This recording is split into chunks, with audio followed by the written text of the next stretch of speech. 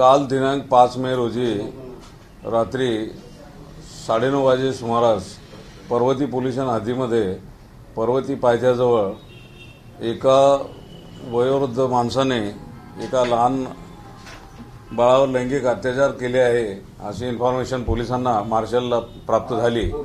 त्यानुसार तातडीने मार्शल त्या ठिकाणी गेले असता त्या भागातले काही नागरिक जे आहेत त्यांनी एका वयोवृद्ध नागरिकाला त्या ठिकाणी पकडून ठेवलेलं होतं। पोलिसांनी ताबडतोब इंटरव्हेन्शन केलं, त्या व्यक्तीला आपल्या ताब्यात घेतलं।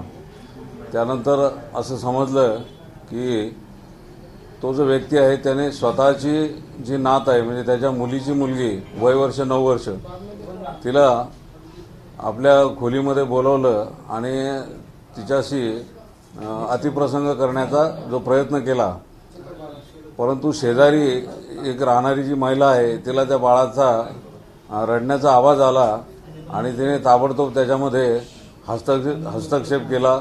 शेजारच्या लोकांना सांगितलं, त्यामुळे शेजारच्या नागरिकांच्या मदतीनं त्या बाळाची ताबडतोब सुटका त्यांनी केली आणि पुढचा जो होणारा जो प्रसंग आहे तो त्यामुळे टळला। पोलिसांनी ताबडतोब त्या व्यक्तीला आपल्या ताब्यात घेतलं। सदर बाबतीमध्ये बाळाला आम्ही ताबडतोब ससून हॉस्पिटलला दाखल केलं। त्याच्यामध्ये बाळाची वैद्यकीय तपासणी करण्यात आली।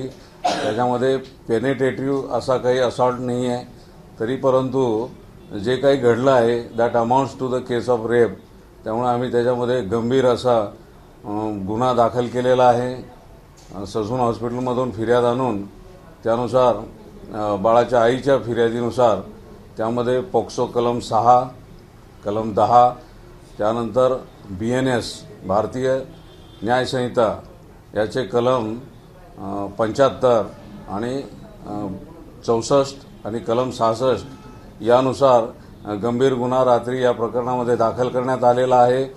त्यानंतर गुन्हा दाखल झाल्यानंतर त्या गुन्ह्यामध्ये आरोपीला रितसर अटक करण्यात आलेली आहे। त्याला आज कोर्टामध्ये प्रोड्यूस करण्यात येणार आहे।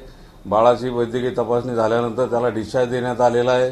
त्याची प्रकृती अतिशय व्यवस्थित आहे आणि या घटनेची थोडीशी प्रतिक्रिया नागरिकांकडून उमटली होती, त्यावर योग्य तो पोलीस बंदोबस्त नेमण्यात आलेला होता। परिस्थिती आता अतिशय शांत आहे। थँक्यू। ABP माझा, उघडा डोळे बघा नीट।